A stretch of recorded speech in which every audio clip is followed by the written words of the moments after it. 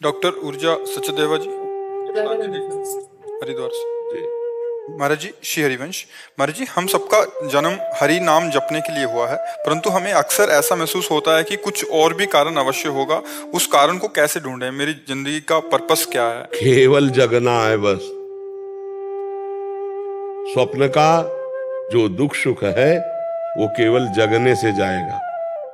ना आप स्त्री हो, न यहाँ कोई पुरुष है, न यहाँ कोई कर्तव्य है। स्वप्न का कोई कर्तव्य होता है क्या? बड़ा मेहनत किया स्वप्न में, जगे तब सब झूठा हुआ ना। स्वप्न में आपने 100 लोगों को भोजन पवाया और 100 लोगों को जान से मार दिया। जो जगने के बाद आपको क्या पुण्य लगेगा कि पाप लगेगा? है कुछ नहीं लगे। क्यों? किया तो था स्वप्न में, भंडारा किया स्वप्न में, मारा तो क्या उस समय क्या झूठा लग रहा था? स्वप्न में नहीं लग रहा था ना। जग गए तब लगा ना। तो उमा कहूं मैं अनुभव अपना, सत हरि भजल जगत सब सपना।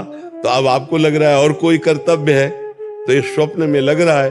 अगर जाग के देखो तो स्वप्न में एक आप ही थे, ना कोई वस्तु था, ना कोई व्यक्ति था, ना दुश्मन था, ना कोई दोस्त था।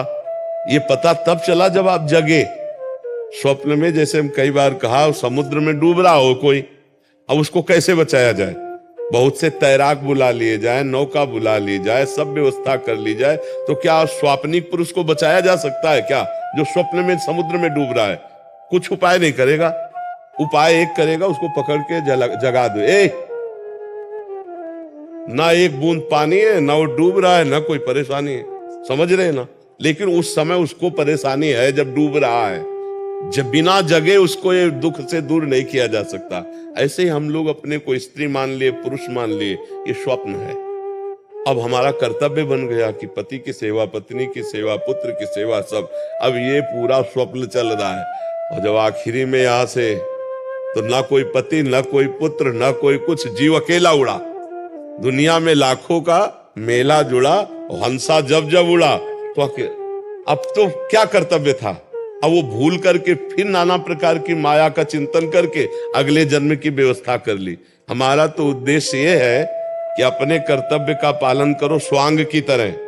स्वांग में जैसे नहीं, थोड़ी देर के लिए आप किसी की पत्नी बने, या थोड़ी देर के लिए आप मित्र बने, थोड़ी देर के लिए आप जो भी बने, तो बढ़िया स्वांग करते हैं ना, तो डायरेक्टर इनाम देता, पैसा देता है। ऐसे हमें भगवान ने एक स्वांग भेजा है। मान लो हमें गुरु का स्वांग दिया, किसी को शिष्य का स्वांग दिया, किसी को प्रश्नकर्ता का, किसी को उत्तर देने का स्वांग, बहुत से स्वांग है। तो अपने स्वांग को अच्छी तरह निभाओ, लेकिन स्वांग को स्वांग रहने दो, नाटक को नाटक रहने दो, रोल को रोल रहने दो। अगर आप जो 1 घंटा किसी की पत्नी बनी स्वांग में, और इसके पीछे, तो आप उससे यही कहो कि मर्यादा में रहना। ऐसे